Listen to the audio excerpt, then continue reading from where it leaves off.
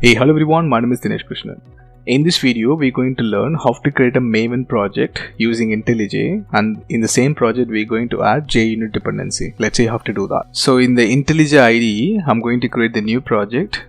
So here I'm going to select the Maven. So give a next. Now you have to select the group ID and then artifact ID. I'm going to say the group ID actually com.dinesh krish. The artifact ID is going to be JUnit demo. So next, then I'm gonna leave the project name as it is, then finish. Once that is done, you can see the project is actually got created. We have pom.xml file available. So in the pom.xml, we have to add the JUnit dependency. So how to do that? So dependency. So inside the dependency, we have to add a JUnit dependency. So go to the Maven repository, just simply type JUnit. So in the JUnit, just select the second one, JUnit, this one. So JUnit testing framework for Java. So this one. So when you click on it, now you can see all the available version. So I would always suggest you to pick up the latest. So you can see the latest actually under in the beta version. So that I would recommend you to choose the stable version. So when I say stable, probably this is the immediate stable version 4.12. so click on it. So copy this Maven dependency, then go to the pom.xml and simply add this dependency. So now do the import changes.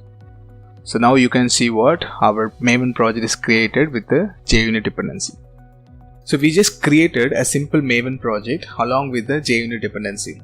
Now it's time to write a simple hello world program to check whether all our configuration is correct or not, right? To do that, what I'm going to do, so come to the project that we have. So if you look at it, whenever we create a Maven project, you can see two different folder under the source folder. One is the main, another one is the test. So go to the test. Inside the test, you can see the Java folder. So what I'm going to do, I'm actually going to create a new package called com.dineshkrish.test package, right? Inside that package, I'm going to create a simple program. I'm going to say my test case, right? Inside the my test case class, I'm going to create a method called public void say hello. So I'm going to do simple sysout. So system.out.println, I'm going to say hello world, right? So in order to test whether your JUnit is working properly or not, so whatever method you create, so since this method is going to print hello world, on top of the method, just annotate this method with test annotation. Make sure the test annotation from org.JUnit package, right? Once that is done, now let's quickly run and check whether our test is working properly or not. Right click on a class. I'm gonna do run my test case, the entire test case class.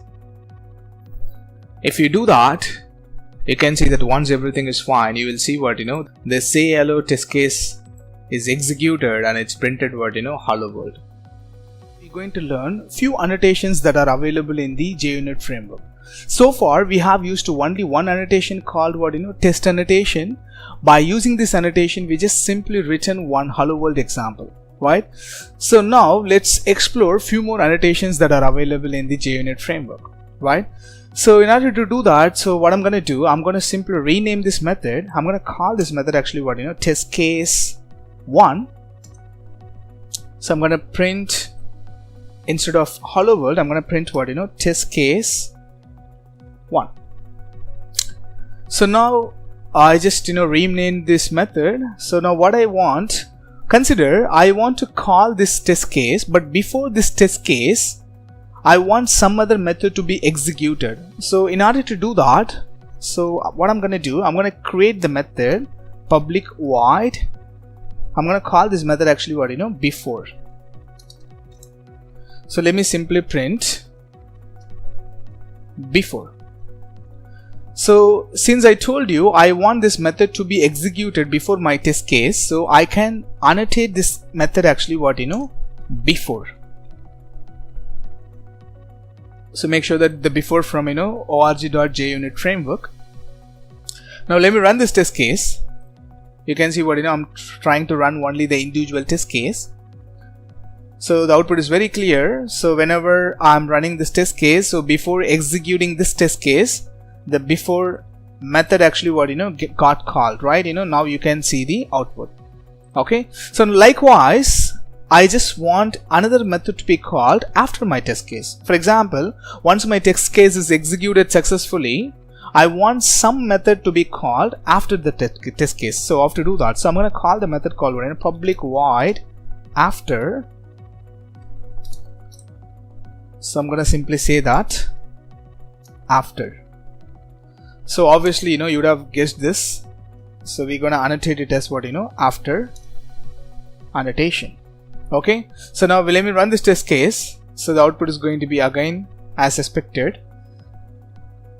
So now you can see actual test case actually ran. So before the test case, the before method is called. After the test case is executed, after method is called, right? So now consider what happens if you have one more test case in this class. So let me create another test case. I'm going to call this test case actually test case 2. I'm going to simply print system.out.println this is out. I'm going to say test case 2. I'm going to annotate this test case to actually test. So now let me run both the test cases. So to run that, I have to right click on top of the class. So let me run the entire class. Now we have two test cases available. So now you can see both the test cases actually executed. You can see the output. So the test case 1, before going to call the test case 1, before method is called, and then after the test case 1, after method is called. Likewise, the same is applicable for the test case 2 as well. So what you are trying to understand from here, how many test cases you have, that's not a problem. Every test case will call the before annotated method as well as after annotated method. So before the execution as well as after the execution of the test case.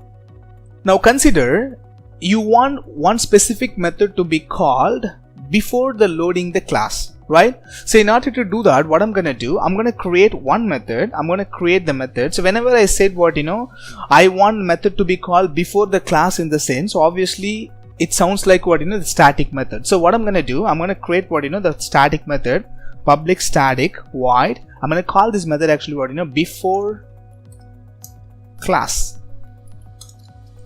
So system.out.println. So I'm going to say before class, right? I'm going to annotate this method actually before class. So now let me execute this particular test case. We'll see what is going to happen.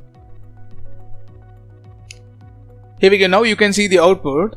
So the before method, after method is called for the each test case, and then but this method is called only one time before the class actually loaded into the JVM, because since it's a static method, right? So now likewise I want to call another method after the class is trying to exit from the JVM, or is once all the execution is done, I want one specific method to be called in the sense. The same is like I can call the method actually public static void. I'm going to call this method actually after class system.out.println. I'm going to call after class. I'm going to annotate it as after class. So now let me run this example. Now you can see we got an output, right? So you can see that before class method is called, before the class is getting loaded, and after class method is called once the class is actually completed its entire process, right? So likewise we can use before class, before test, then after classes annotation in our JUnit framework.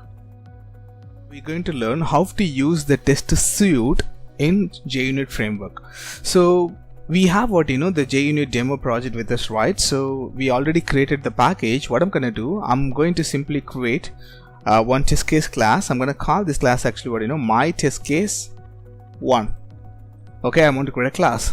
So the class is created. Likewise, I'm going to create one more class, MyTestCase2. Let me give OK. Now we have two test case classes available. So now let's add a test case to the class. So I'm going to add a public void. I'll say TestCase1. System.println. I'm going to say TestCase1. So I'm going to annotate this method test method. So likewise, I'm going to do the same for MyTestCase2 class as well. So I'm going to add a method, public void TestCase2. So this is actually going to print TestCase2. So I'm going to annotate this method as test.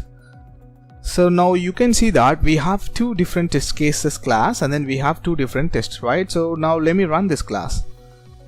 So here we go. We got the test case 1 output. Likewise, I'm going to run the test case 2. So which is available in the different class. So again, we are getting the output. So since we have two different test case, so test case 1 and then we have test case 2, right? So I want to run all of them in a single stretch, in the sense. Of course, you can do that with use of IntelliJ itself. You can right click on top and run all the test case.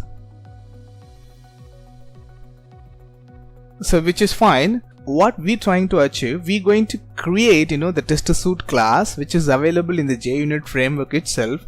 With that, we're going to trigger all our test cases that are available in our project, right? So now what I'm going to do, I'm going to create new class called MyTestSuite.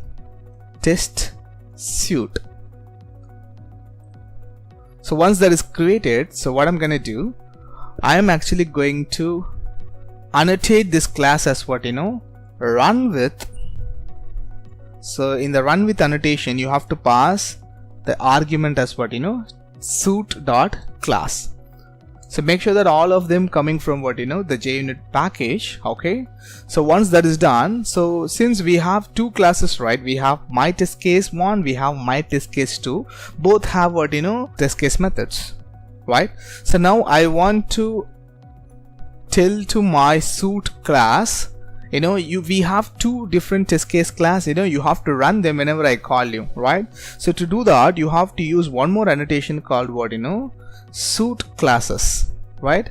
This annotation will take array of the class name that we have. So how many class we have? As of now, we have two test case classes, right? So I'm gonna do MyTestCase1.class, MyTestCase2.class. If you look at it, I have just created the class called MyTestSuite. Here I am saying this class should be considered as suite class. Then whenever I run the suite class, these two class test case class should be executed. So whatever test cases are available in this class, so that should be executed, and then we should get an output, right? So I'm going to run this class. So to run that, you can simply run run MyTestSuite class in the IntelliJ IDE. You can see both the test case classes actually triggered, and then you can see that inside this test case we have only one test case method. Likewise, inside this test case we have another one test case method, right? All of them executed in a single stretch using TestSuite. Consider if you want to create a main method, in the main method you want to call this TestSuite, in the sense that is also completely possible. To do that, what I'm going to do, I'm going to create another class called, I'm going to call this class actually main class, right? So this main class obviously going to have a main method. So I'm going to say publish static void main, PSVM in short. Okay, publish static void main. Here what I'm going to do, okay, JUnit core dot, you have a method called run classes, right? In the run classes, what you can do, you can pass our TestSuite class. I'm going to pass this TestSuite class as an argument. Okay, now this is actually going to return the instance of result class. By using this result instance, you can perform a lot of activity. Let's see what we can do. Result dot.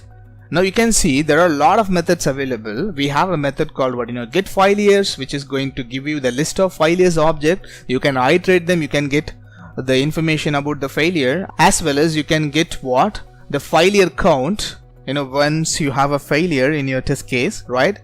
So as well as you can get ignore count, you can get run count. As of now, I'm actually going to focus on run count, because we have 2 test case which is going to be success all the time. So we don't have any assertion in the method, so we'll be doing that later. So as of now, what I'm going to do, so this is the only possible that we have in our current scenario. So I'm going to get run count.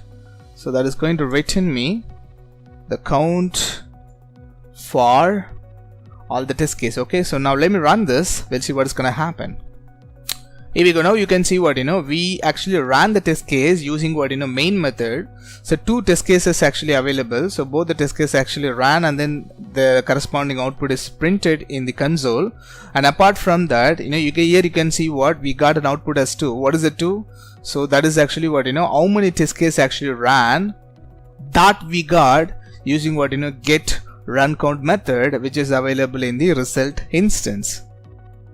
We're going to learn how to use the Assert class in JUnit framework, right? So to do that, we already have a Maven project with us, which is have the JUnit dependency in the Maven project actually. So you can find source folder here. Under the source folder, in the main folder, so you can find Java folder. I'm going to simply create new package. I'm going to create the package called com.DineshKrish. Okay, that is my package name. Okay, now you can see that one package is created. Inside this package, I'm going to introduce the class called arithmetic. So since it's arithmetic class, obviously I'm going to perform simple arithmetic operation. So one operation which I want to perform as of now is actually addition. So public integer add. So I have a method called add method, which taking 2 integer argument. Okay, so what I'm gonna do, I'm going to return a plus b as an integer value. So the very straightforward method, we have a method called add, which takes 2 integer arguments, literally simple addition operation, then return the output since it's an integer, right? So let's see how to test this particular method. Okay, so we'll write a test case in order to test this method. Okay, so to do that, you can find in the Maven project itself, you can find the other folder called test folder. Go to the test folder. Here you can find the Java folder here. So you can introduce another package if you want. So I'm going to create the package called com.DineshKrish. I'm going to call this package actually test. All the test cases class going to be in this package. So I'm going to introduce the new class called arithmetic test. Okay, so arithmetic test, that is a class I'm going to create. So the class is actually created.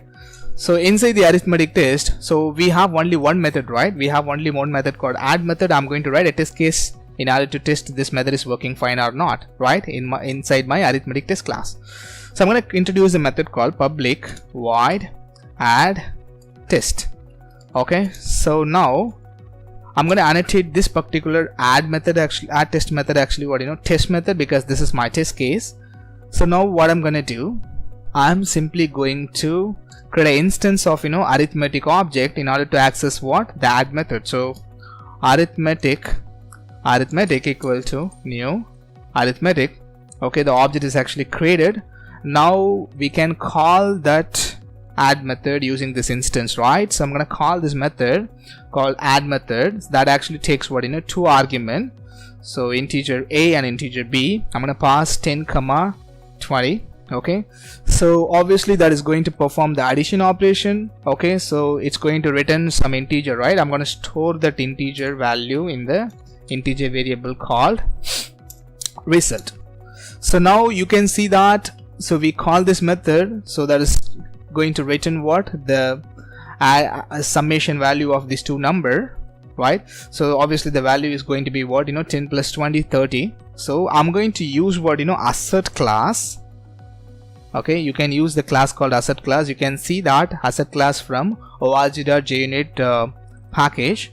Okay, once the assert class is actually imported, just simply do what, dot. Now you can see all the available options in the assert class. You can see there are a lot of static methods available, such as equals. In order to perform equals method, you can do what, equals. Then if you have two array, if you want to do what, assert equals, on top of the array you can use what, array equals.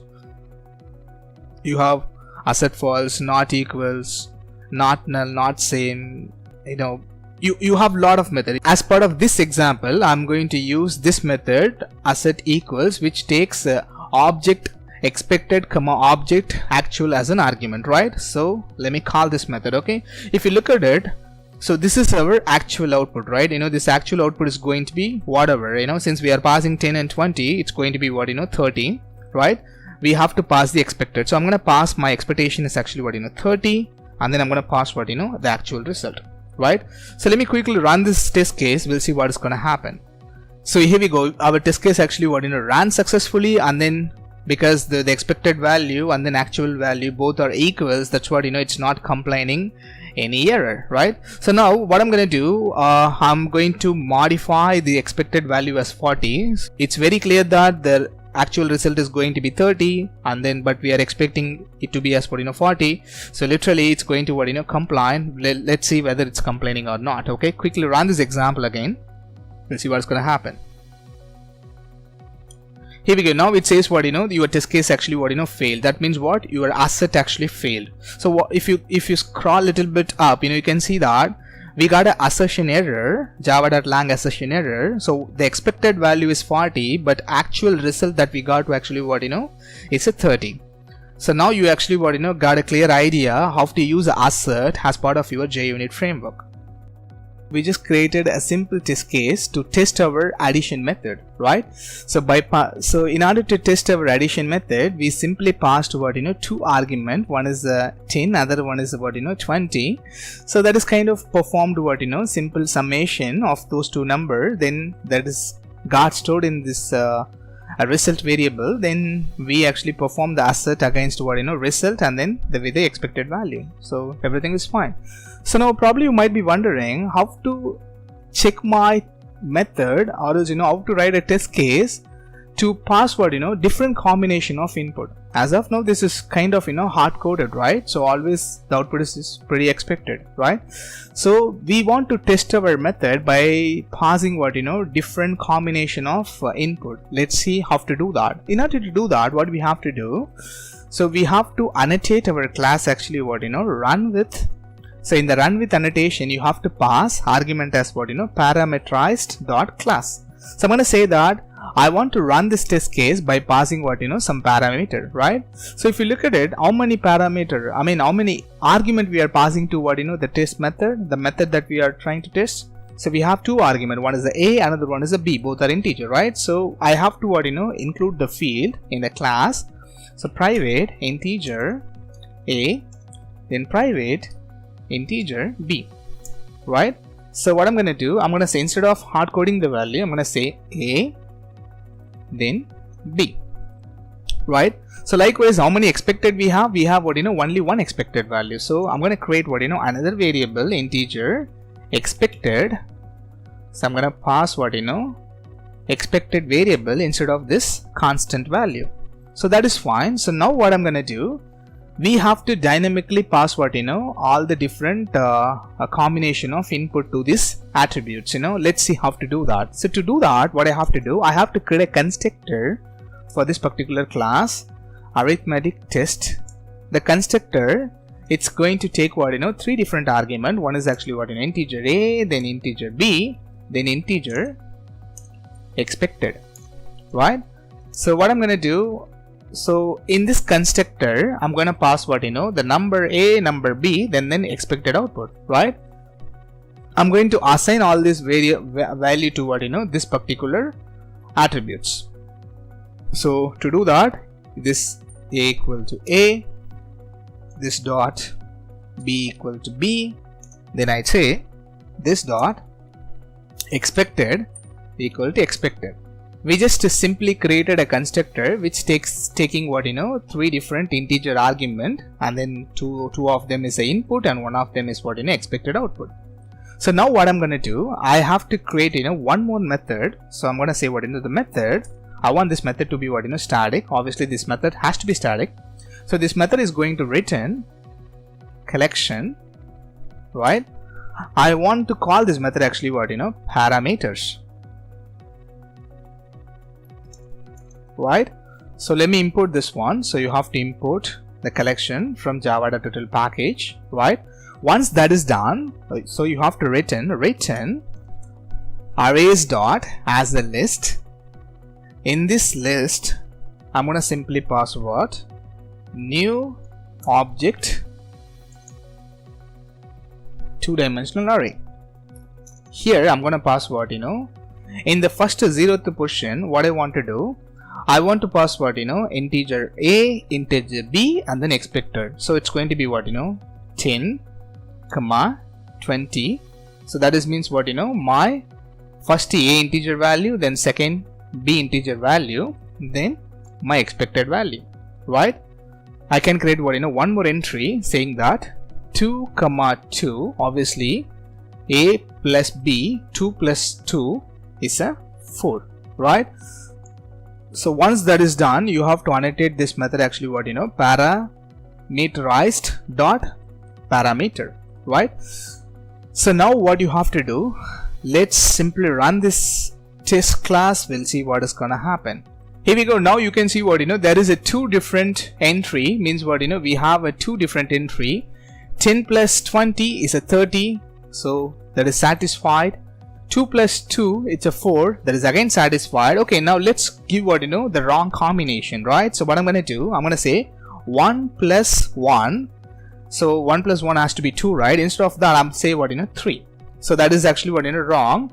So how many iteration we want to perform? We want to perform 3 iteration, right? So my expectation is that the 3rd iteration should fail. Let's see by running this example. Here we go. Now you can see what, the first iteration is succeeded, the second iteration is also succeeded, but the 3rd iteration, it says what, assertion error, because what the expected is 3. Obviously the expected we saying what, you know, is a 3, but actually computed value is what, you know, 2. So it has to be failed. So this is how you can use what, you know, parameterized in your JUnit framework. Thanks for watching.